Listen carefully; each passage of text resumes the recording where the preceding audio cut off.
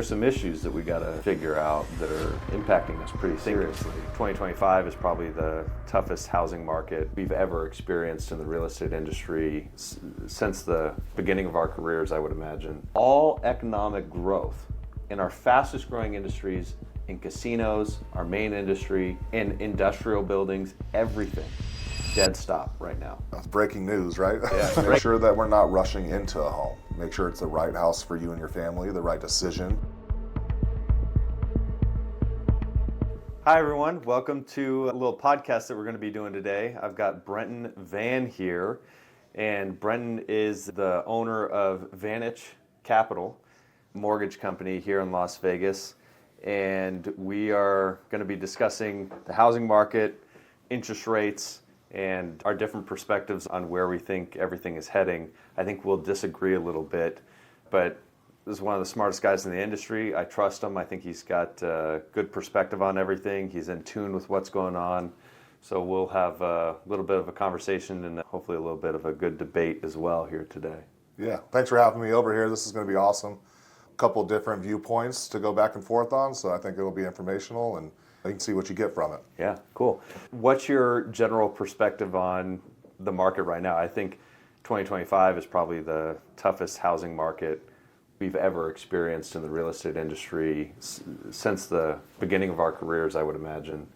In many ways, it's one of the worst ever. Yeah, it's been a really slower year. I think there's a lot of uncertainty out there as to, I think we discussed this earlier, 2024 was getting a little bit better, then 2025 slowed down a little bit. So I think there's a lot of uncertainty out there, especially with the government shutdown, what's going to happen with interest rates. And I feel like a lot of consumers right now are, I call it house stuck, right? They have too much equity, they're stuck in there, they can't move. The average consumer's got $50,000, $60,000 in credit card debt per family right now. Yep. And it's an unknown, and it might be a little bit of a scary time for them, so maybe hard to make a decision on what they want to do moving forward. I'm going to go back to some stuff there, but one of the things that I'm experiencing is, even though the inventory of homes is increasing pretty dramatically, what I'm experiencing is that the inventory of motivated sellers is actually very low still. And that's why we're seeing such low sales volume. So it's both a supply and demand issue. I think that sellers are not highly motivated to make a move unless there's a very serious life event or real desire to make a change. They're sitting on so much equity and ridiculously low interest rates that unless they're getting their number, they're not moving. So they'll put it up for sale and they're like, I get it. If I don't, I'm not moving. Yeah. And they're just not moving. And so we're seeing a lot of listings expire, just sit for a long period of time and not move. Yeah, I was one of those guys, honestly. I listed my house that I have now. I bought another one, and I listed it, and I didn't get anywhere near the number that I thought I was going to get. I only gave it 60 days, but I just, after seeing what type of offers were coming in, I was just like, this isn't the time now. Yep. I just stayed put where I was.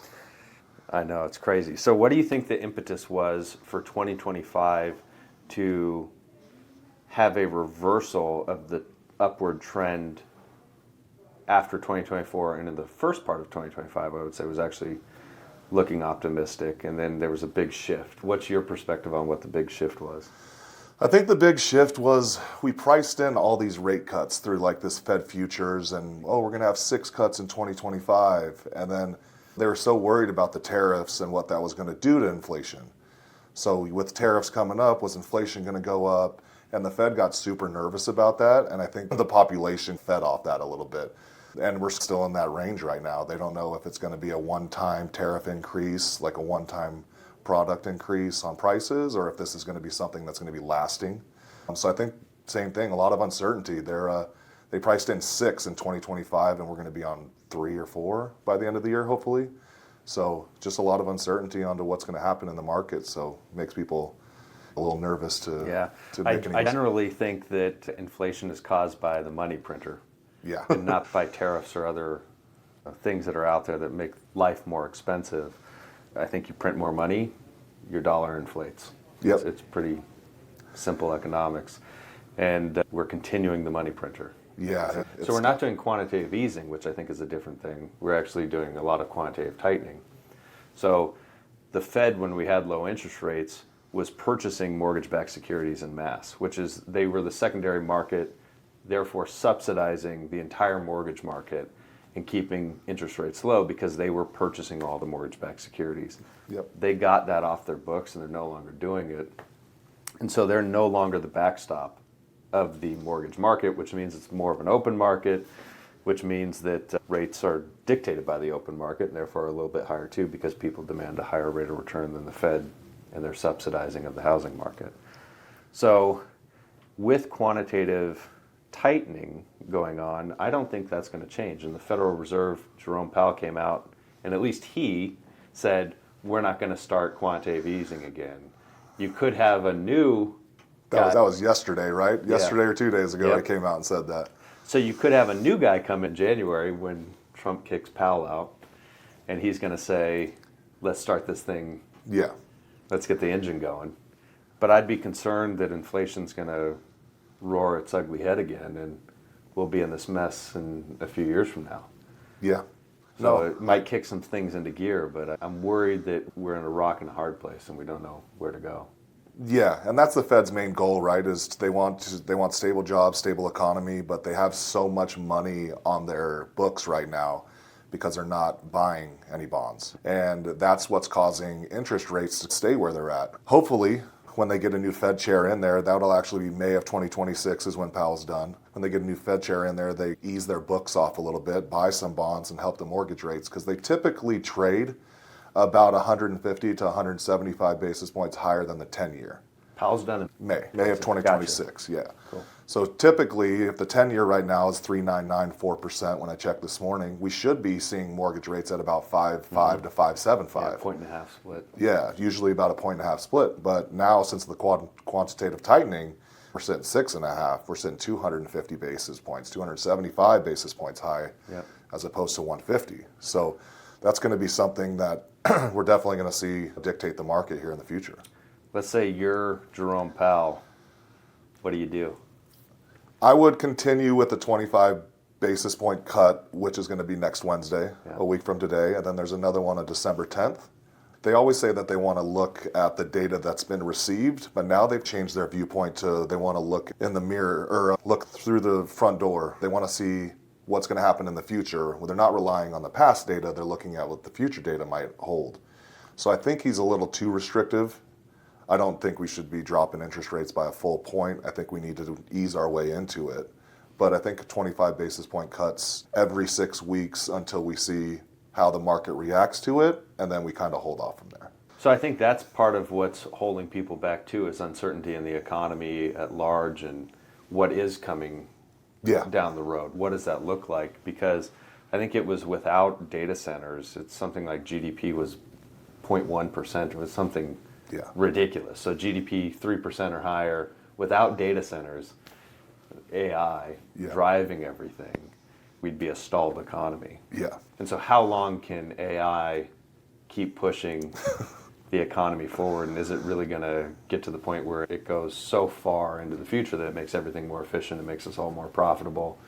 Will we escape? Will it reach escape velocity, or are we nearing a bubble situation like the dot-com bubble? Yeah, no, I couldn't agree with you more. That's going to be the driver, is how much stock per se can we put into AI and what's going to happen in the future to help keep us afloat right now. Yeah. You want to know a crazy thing for Las Vegas? I'm probably going to do a video on this. This is something that no one knows about, so it might be breaking news for everyone that's going to watch this. The Southern Nevada Water Authority banned cooling towers, which is, so it forces AC to be the cooling component for any new development. Okay. So what that means is Vegas was advancing, our fastest growing industries were warehousing and manufacturing. That's because as China didn't become as much of our trade partner and it became Mexico and Canada, roadways became very important. And Las Vegas sits as a hub of the entire Southwest. And so warehousing and manufacturing was expanding here because we're the major roadway between Canada, Mexico, Denver, Salt Lake City, Phoenix, LA. It's all potentially coming through Las Vegas. Data centers, Switch is the largest cloud server system in the world, and it's here in Las Vegas. Hotels cannot build and develop. Any new massive infrastructure here in Las Vegas, any new massive developments, The only thing that can afford AC being the cooling component is the A's Stadium. They're the only development. Every other major development stopped because the Southern Nevada Water Authority banned cooling towers. Wow. Swamp coolers. Yeah. So they banned them. So all economic growth in our fastest growing industries, in casinos, our main industry, in industrial buildings, everything, dead stop right now. Wow. They all, $15 billion of construction development stopped because of this ban. Which is what drives jobs here. So Construction is our second biggest Yeah. industry outside of hotel and hospitality. yeah. And we just killed it. And on top of that, casinos are struggling with visitor volume. So we're seeing some big headwinds. So I think Vegas, although in the long term looks phenomenal, there's some issues that we got to figure out that are impacting us pretty seriously. What do you think about Vegas? I didn't know that. It's breaking news, right? Yeah, breaking news. Breaking news. Respond. I mean, yeah, that's tough. If you're, because that's what I've always said. I always felt like, I'm born and raised here in Vegas. I've always felt like Vegas had its own little bubble because of tourism, because of everything like that. That always kept us afloat. Like we were always fine because we had Vegas. Yeah. Times are good, gamble. Times are bad, gamble. Yeah, got to get back to times are good. Back. We're back. We had some technical difficulties, but here we are. We were talking about Vegas and what's going on and how it's always been its own little microcosm. It did well even in downturns. The only exception was 2008 when we were like the hardest hit market because housing was a nightmare. It was the famous story. You had a maid owning 5 houses and stuff like that. So Vegas got hit hard then.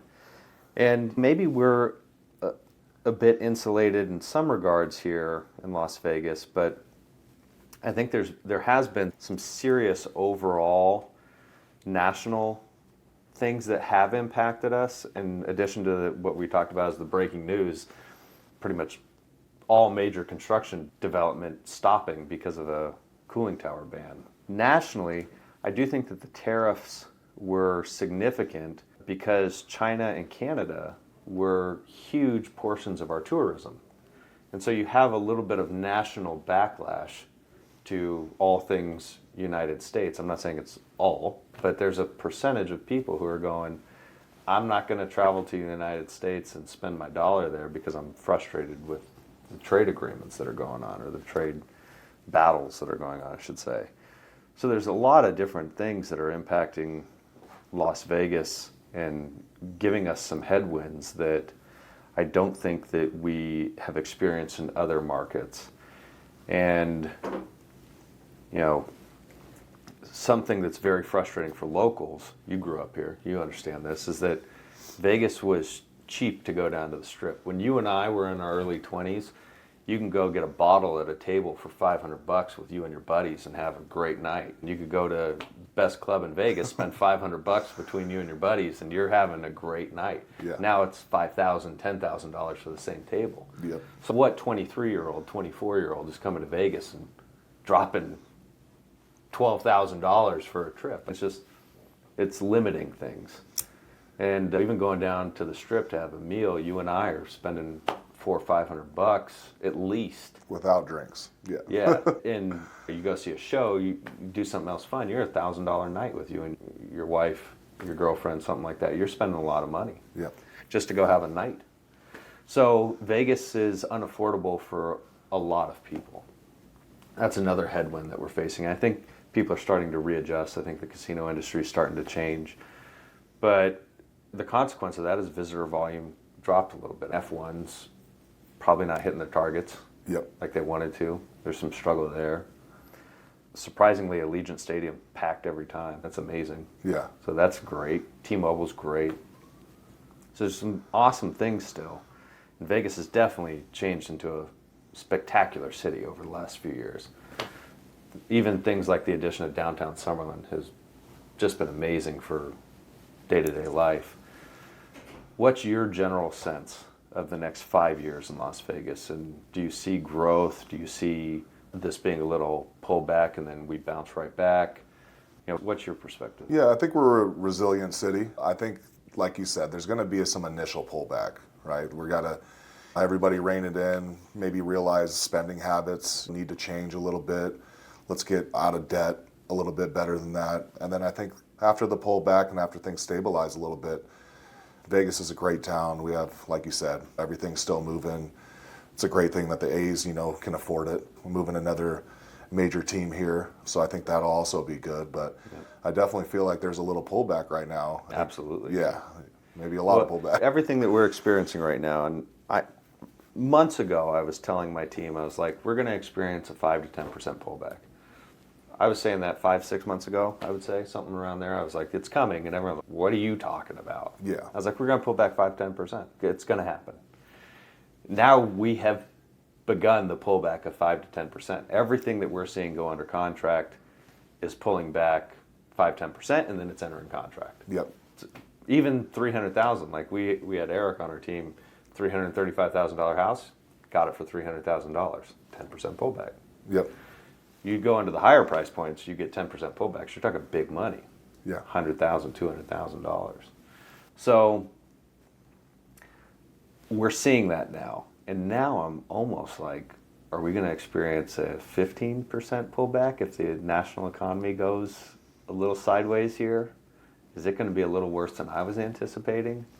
Or is it just going to be this for a prolonged period of time? Yeah, I agree with you. I think it's definitely going to be one of those options. Hopefully it's the second option. It's this for a prolonged time, so it just resets a little bit, gets a little bit more realistic. Because people like myself, for example, would be 2019, you buy 2018, 2019.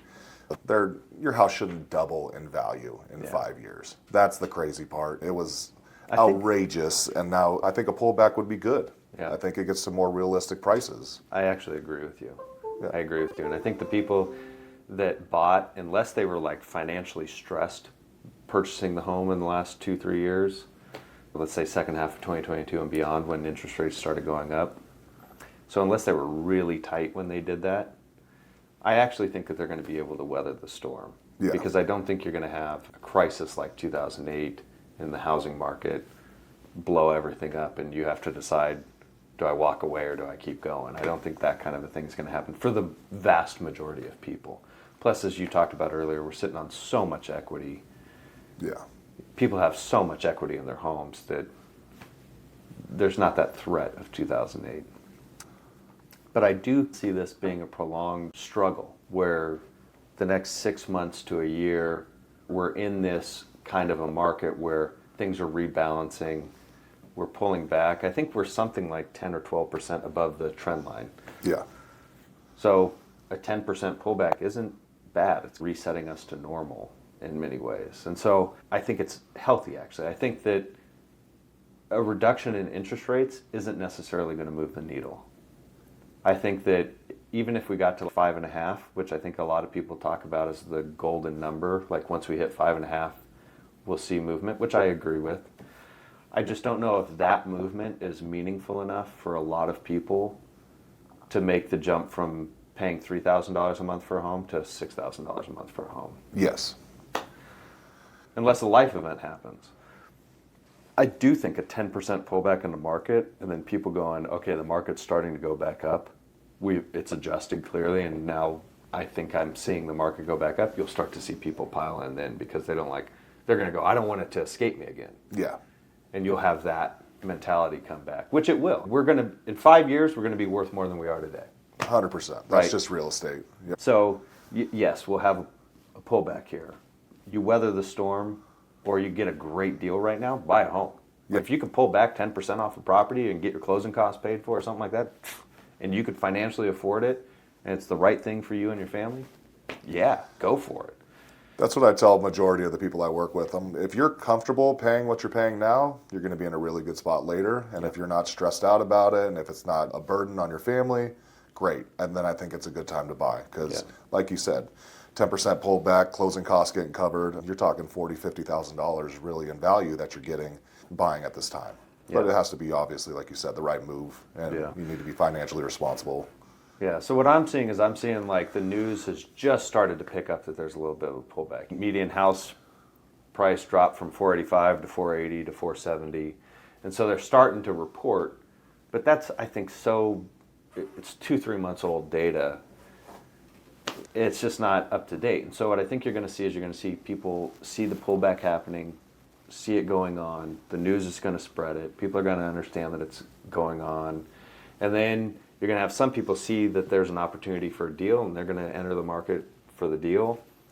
And then once we balance out and people start to see that the future is going back up, I think you'll see people rush back in. Yeah, I couldn't agree more. I think that's exactly what's going to happen. And at the same time, with that being the case, I think that a lot of those people will sell too at that time when the market restabilizes and they understand maybe if I want to make an upgrade, I'm only paying $500 or $1,000 more as opposed to selling and having a $2,500 higher mortgage payment, right? Yep. Something comparable would be obviously a little bit easier for them to swallow.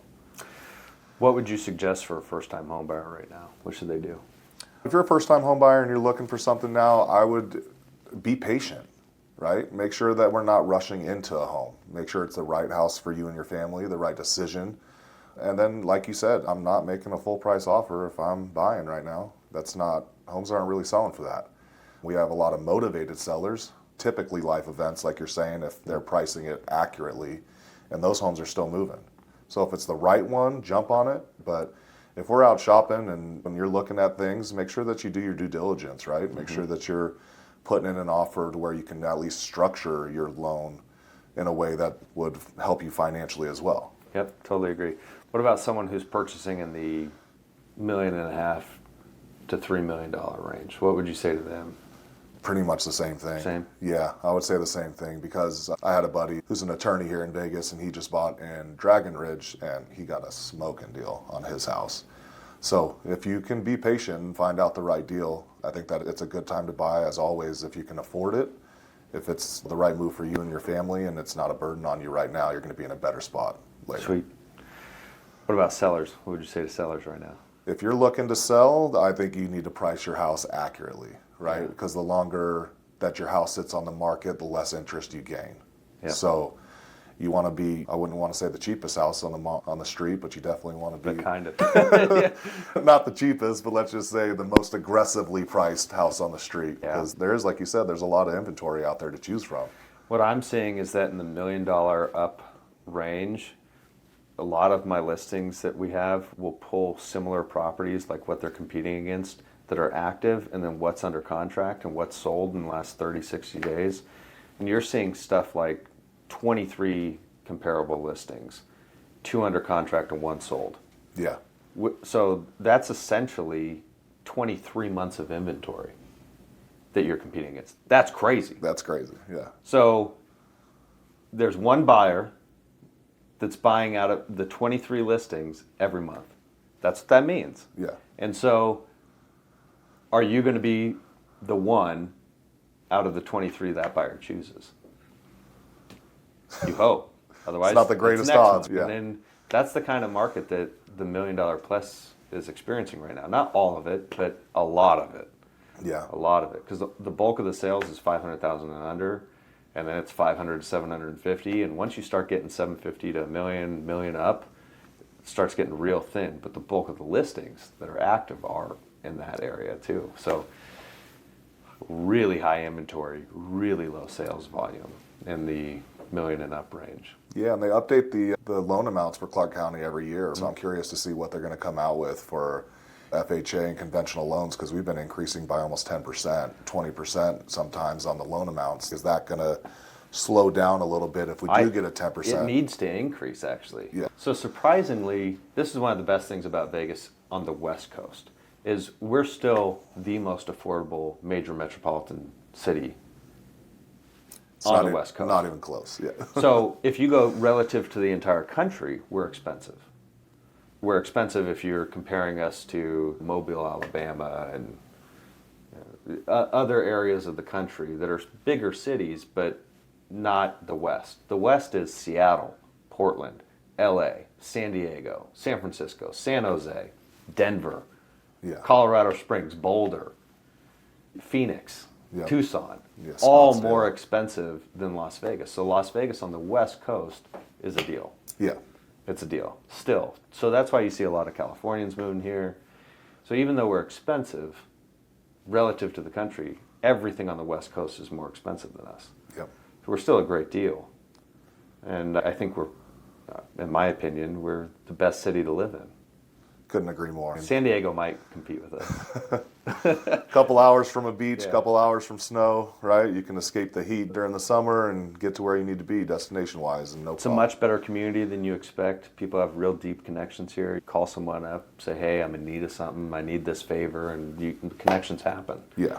So it's something unexpected that I don't think you experience in other cities until you come here. And then you make a call and things can start shaking for you. And then best entertainment in the world, best food in the world. You do what you want pretty much any day. You get great outdoors, everything. Yep. I think it's really turned into a pretty spectacular city and a great deal. So I'm very pro Vegas long term. I do think we have some headwinds. I think over the next 5 years, we look like the best option, especially on the West Coast. I don't think there's anything that compares to us. We're a phenomenal city, phenomenal trajectory. There's so many industries and so many people that want to move here and grow here and develop here and grow their families here even. And I just think that we're where California was in the 70s and 80s, and we're still young. And so I think we've got a very bright future ahead of us. It's just we got to weather a little bit of a storm. Yep, I agree with you. Yeah, I think Vegas, I'm, like I said, born and raised here. Seeing it grow to the lengths that it has already has been amazing. Like you said, too, the sense of community, you never really see outsiders' perspectives on it, but sense of community here, when we first met, mutual friend in 5 minutes, right? Yep. We were just chatting it up and knew the same people, had some of the same connections, and that's just Vegas, right? Yeah. Yep, totally agree. Cool. Hope you guys enjoyed, and we'll have more to come. All right, appreciate it, guys. Take care.